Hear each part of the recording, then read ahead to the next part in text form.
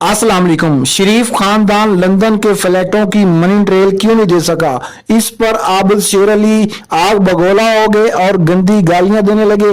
Live show में शदीद लड़ाई और तकरार। जब फॉर्म 47 की बात आई तो आबिद शेर अली की बोलती बंद हो गई। नदीम मलक को मजबूरन ब्रेक लेना पड़ी। नाज़रीन, लाइव शो में शदीद हंगामा हुआ।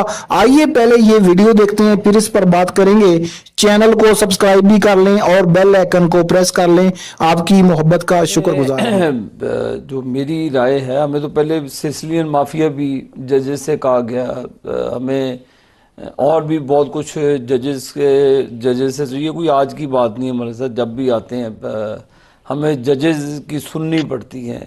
जैसे शाइख उस्मानी साहब ने कहा कि जी अगर आप केसेस के फैसले मेरिट पे कर दें। आज तो जज साहब अपनी तरफ से वजाहत कर रहे थे। आज उन्होंने आपको नहीं कहा कि behind every great fortune there is a crime, वो माजी हो गया। आज तो अपनी तरफ से वजाहत आ रही है। मेरी अर्ज सुन लें हमारे साहब, वो अपनी पैरामीटर्स में रहकर अपनी जुडिशियल रिफॉर्म्स करें, लोगों को इंसाफ दें। लोगों की तीन नस्लें ख़त्म हो जाती हैं, इनकी वजह से लोगों में दुश्मनियाँ बढ़ जाती हैं। निज़ाम अदल जहाँ पे होता है वहाँ पे शाम 5 बजे तक भी काम करते हैं, अदालतें लगती हैं। ये नहीं है कि 3 बजे जजेस ये ना सर, वो 12 बजे इमरान को सजा दी थी। नहीं, हमें भी दी गई। हनीफ अब्बासी को कौन सी, हनीफ अब्बासी को इलेक्शन की रात में उठा के सजा दे दी। मैंने आपको कहा जी रात को 12 बजे फैसला कर दिया गया। नवाज शरीफ के केस में जो हुआ, इमरान खान के लिए भी रात 12 बजे अदालत खोली, प्रिजन वैन भी बुलवाई थी।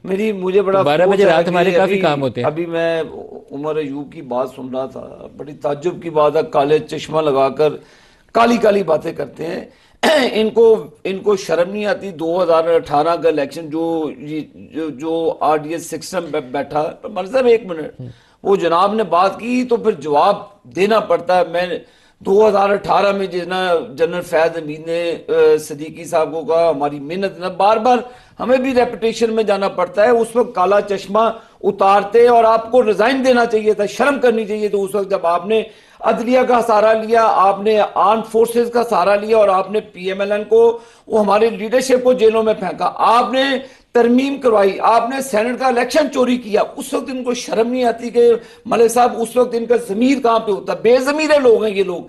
उस वक्त अपनी औकात दिखाते कि जी हमने ये एक जुर्म किया, हमें माफी दे दे। माफी मांग ले कौम से। आपके सामने फैज अमीर, हमारी सेनेट में अक्सरियत, हमें खड़का दिया गया।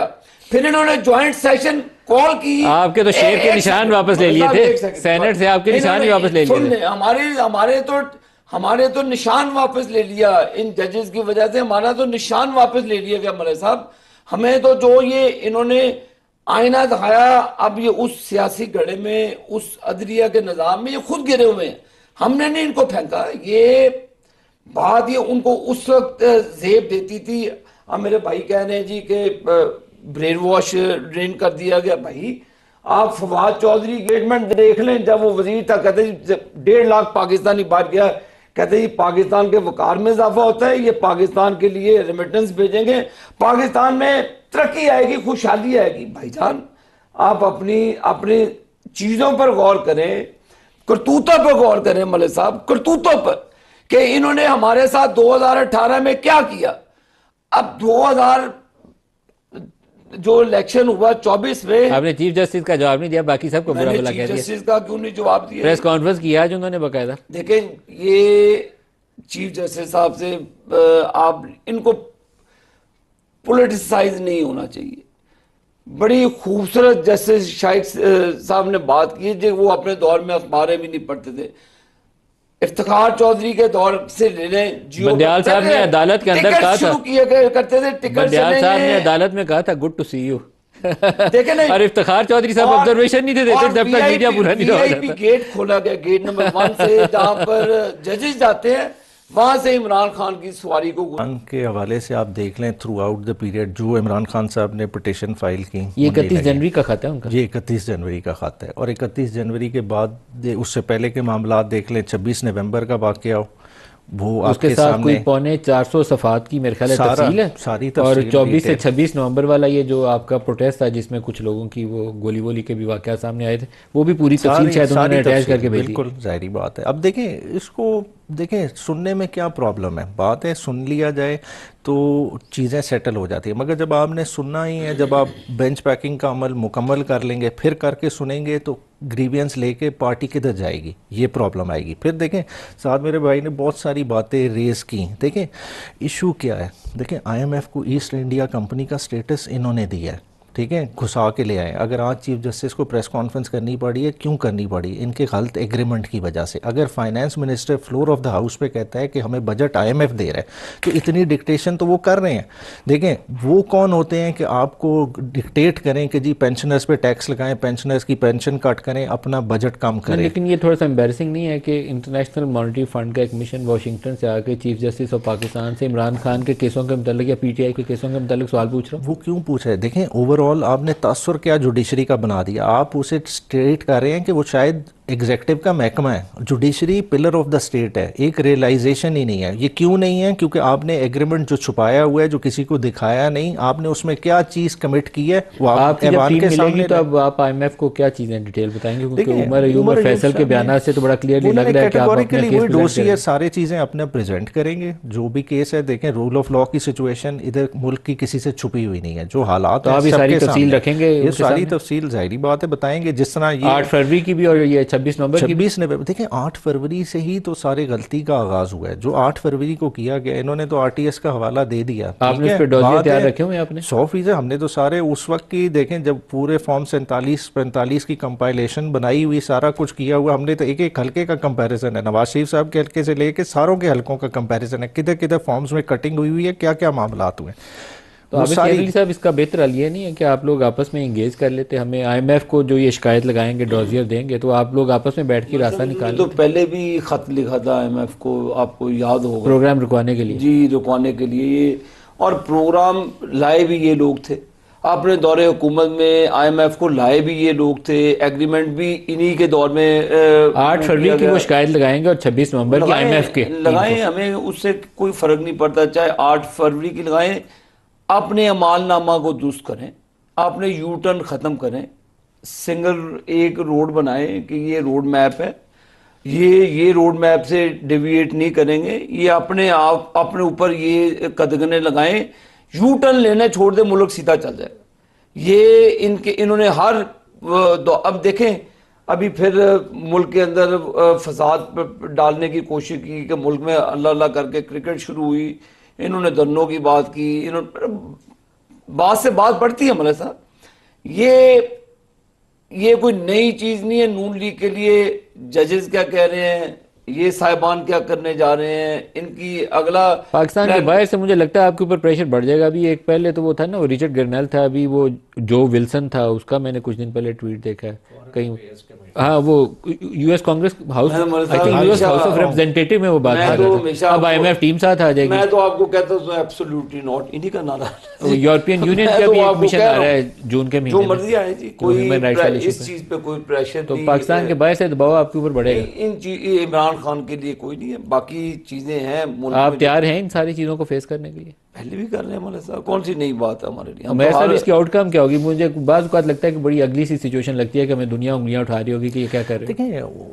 دیکھیں رول آف لا بہتر کرنا کیا ہماری آئینی ذمہ داری نہیں ہے؟ ہم نے چیزیں کیا عمران خان کی نفرت میں اتنی آگے لے جانی ہے کہ ہم نے اپنے سسٹم کو تہس نہس کر دینا ہے؟ ہمارا فوکس کیا ہونا چاہیے؟ ہمارا فوکس اپنا ملک ہونا چاہیے۔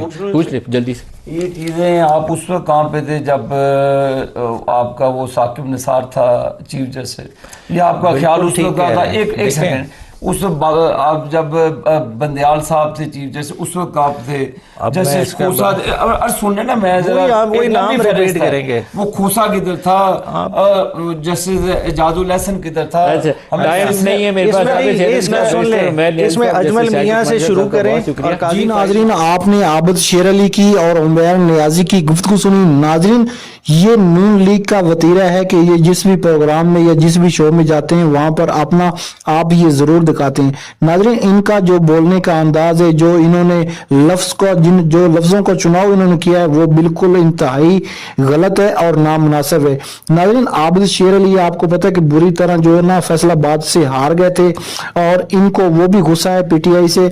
और नाज़रीन, आपको ये भी पता है कि आबिद शेर अली जो है ना, ये बदतमीजों के सरदार हैं और ये हमेशा हर प्रोग्राम में, हर शो में जाकर बदतमीजी करते हैं। उमैर नियाजी ने बहुत हम्बल का मुजाहरा किया और ऐसे ही सियासतदान होने चाहिए जिनके अंदर बर्दाश्त और हौसला हो।